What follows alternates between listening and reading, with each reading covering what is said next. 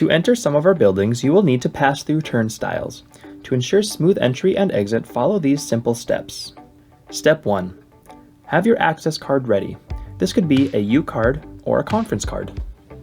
Step 2. Tap your card on the designated reader. You should hear a beeping sound indicating the card has successfully been scanned. Step 3.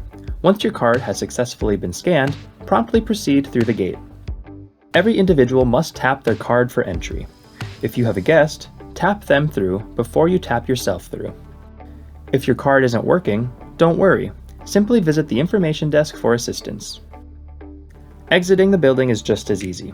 Approach the turnstile gate slowly, and it will automatically open. No card tap is required.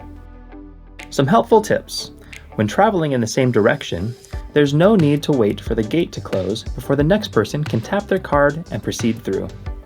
You can enter or exit through any unoccupied gate. And remember, never push on the turnstile gate. And that's it. By following these simple steps, you'll navigate the turnstiles with ease. Thank you for helping us maintain a secure and efficient environment for everyone.